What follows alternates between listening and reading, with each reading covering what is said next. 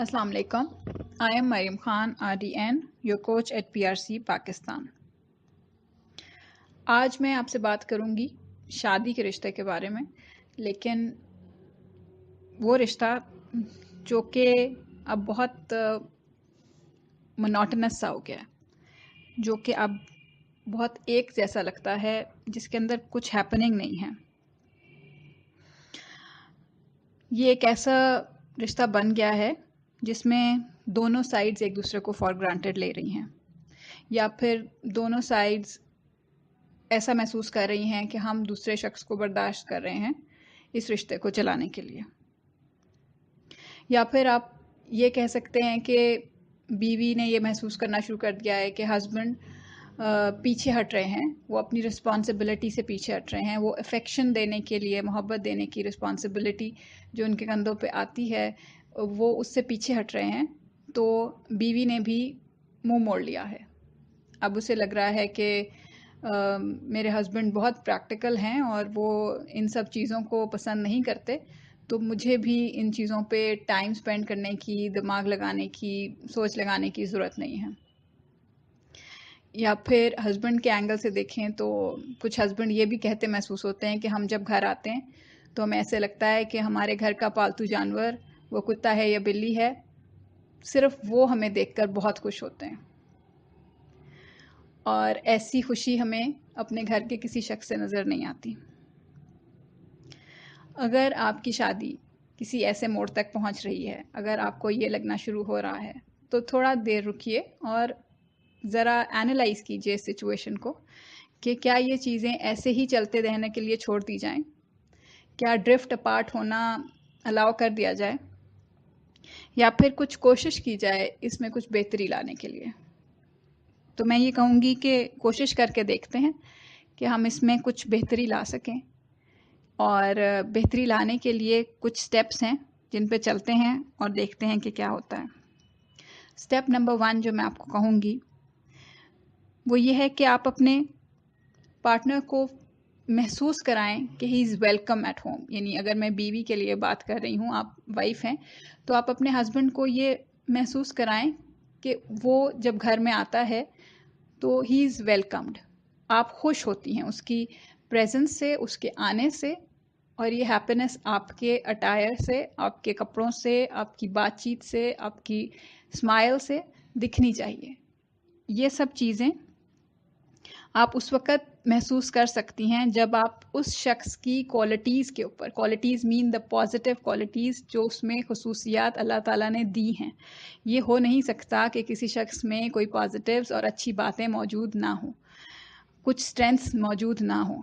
आपने उस शख्स की स्ट्रेंथ्स को अपने सामने रखना है, उनको इम्पोर्टेंस देनी है और उनको ऑनर करना है अपने दिल में, अपने दिमाग में, जिसकी वजह से आपको उस शख्स की अहमियत का अंदाज़ा होगा और आप उसको खुले दिल के साथ वेलकम कर सकेंगी।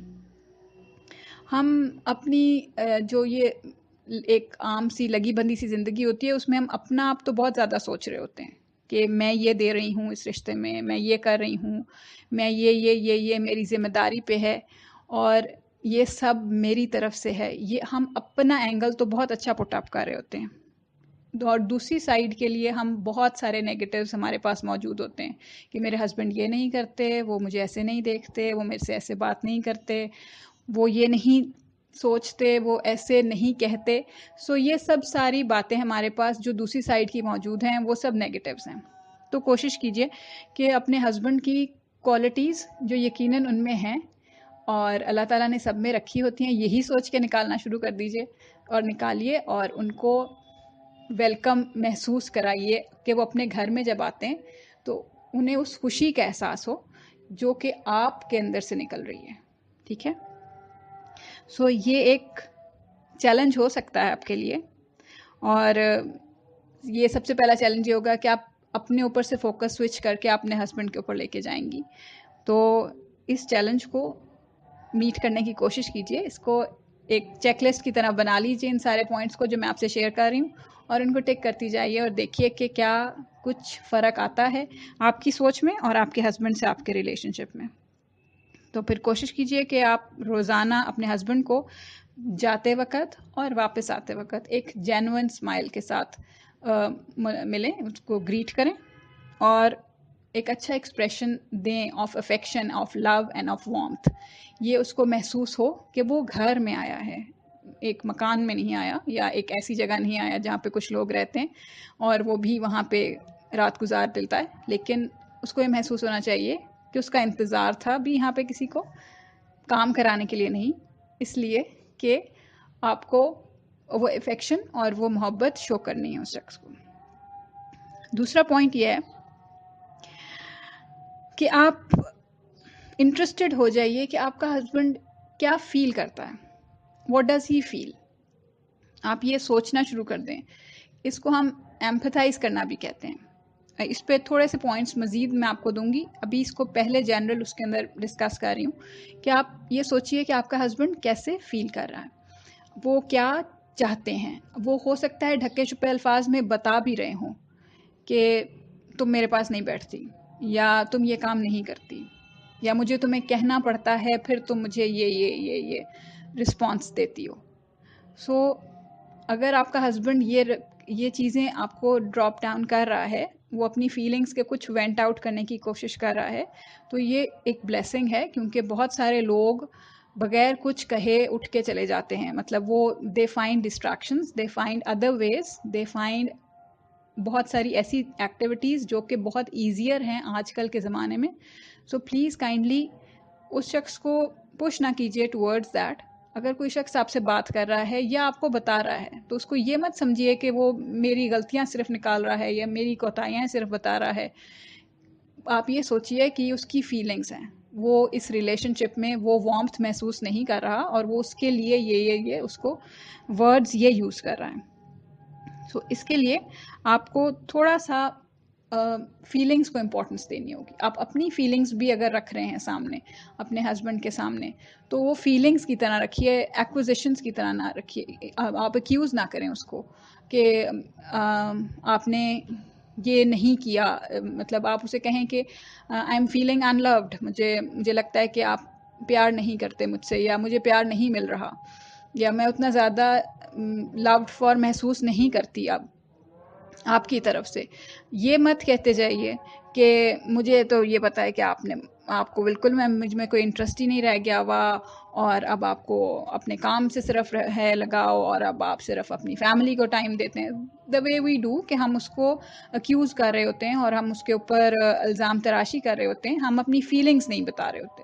सो आप अपनी फीलिंग्स भी बताइए, और अपने हस्बैंड के फीलिंग्स को, हो सकता है उनको फीलिंग्स डिस्क्राइब करनी ना आती हों, लेकिन आपका ये प्रैक्टिस उनको भी सिखा दे कि अच्छा फीलिंग्स किस तरह से इंपॉर्टेंट है, उसको कैसे डिस्क्राइब करना है। तो ट्राई कीजिए आप अपने हस्बैंड की फीलिंग्स को समझें और अपनी फीलिंग्स को भी फीलिंग्स वर्ड में डिस्क्राइब करें, ना कि आप उनको इल्ज़ाम तराशी करें उन पे।